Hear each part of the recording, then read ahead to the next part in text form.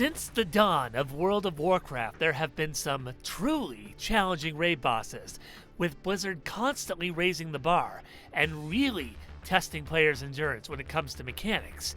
And now with the release of Blackrock Depths, I'm going to answer the one question that everyone is undoubtedly thinking. How bad can a fairly decent tank be when they have no weak auras, timers, alerts, or essential add-ons like bigwigs and deadly boss mods? This is a 7 on heroic difficulty. This is the 5th boss of the newest time walking raid, and oh boy, are you in for an uphill climb. This encounter is less about putting out damage and more about dealing with mechanics. This fight is less challenging once you understand the rhythm of mechanics, but to call this fight hectic would make the word understatement seem archaic and obsolete. These bosses are going to shift between corporeal and incorporeal, with Gloomrel and Angrel always being corporeal. These two need to be tanked, and yes, there's also a taunt swap. You're going to want to drag these two down to Doomrel and strike them all with cleave damage, since all of Snow White's 7 dwarves share a health pool. Doomrel will cast Shadow Bolt Volley while incorporeal, and this is interruptible, and deals close to 1 million shadow damage to enemies within 200 yards. Doomrel will be the first to turn corporeal, and he will banish an enemy for 30 seconds.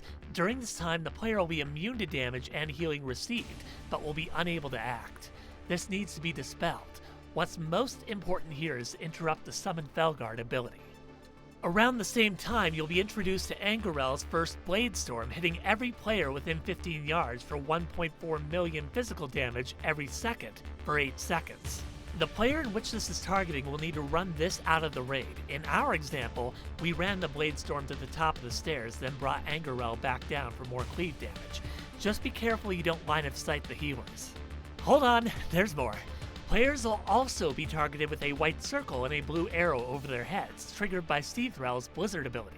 The player will need to run this out of the raid as it'll drop a permanent ice puddle on the ground. In our example, we brought these into the nearest alcove to keep our floor space clear. Additionally, you'll also see a large green circle triggered by Vilerel's Terrify. This will target a random player, and anyone caught in the circle will be feared for 6 seconds. Class abilities like the Shaman's Tremor Totem can be immensely useful for this. When Doprel becomes corporeal, he's going to cast Fan of Knives, which, for healers, this is just a burst of raid-wide damage. But his strongest ability comes from Smoke Bomb. This will cloud up the entire room for 6 seconds, at which point player range will be reduced by 100%, nulling out any AoE damage and all healing received. You'll want to save some defensives for this. Hatrel will come after Doprel, and her main abilities are an interruptible Magma Bolt that applies Magma Burn and Summon Fire Elemental.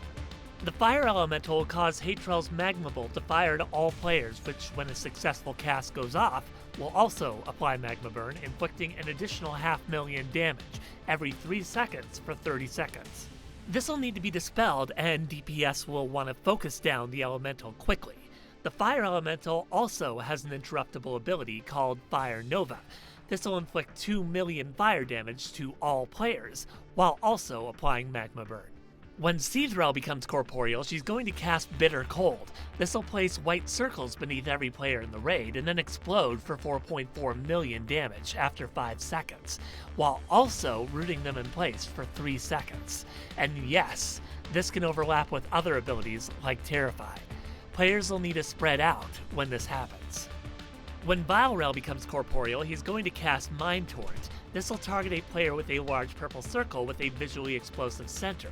This will inflict 5.8 million shadow damage to the player every second for 10 seconds, mitigated by the number of players soaking the mechanic. You'll want to help out your fellow raid members when this goes off. Vilerel also has a non-interruptible ability called Power Word Respite. This will place a shield on the target that absorbs 9.8 million damage, while also restoring a 500,000 health every second for 30 seconds. This shield needs to be destroyed quickly. The tank swap in this encounter is going to be both Sunder Armor and Rend. Angrel will hit the tank with Sunder Armor and Mortal Strike. Mortal Strike will reduce their healing taken by 35% for 6 seconds, while Sunder Armor will apply a stacking debuff that increases their damage taken by 35% for 36 seconds. Despite the name, 2 stacks is generally the safe number to swap at for Sunder armor, not 5. Gloomrail's Rend will apply a stacking bleed of physical damage every 3 seconds for 36 seconds. This can be amplified when he casts Recklessness, which will increase his damage by 100% for 15 seconds, and Rampage, which will unleash a deadly 4-hit combo. As a final reminder, the bosses will inflict 50% less damage and are also immune to damage while incorporeal. And that's it for the 7 encounter. I hope you found this guide helpful. Don't forget to like and subscribe to stay in the loop on future content and help us grow the channel. And feel free to let me know what strategies you have for dealing with this boss in the comments below. Until next time.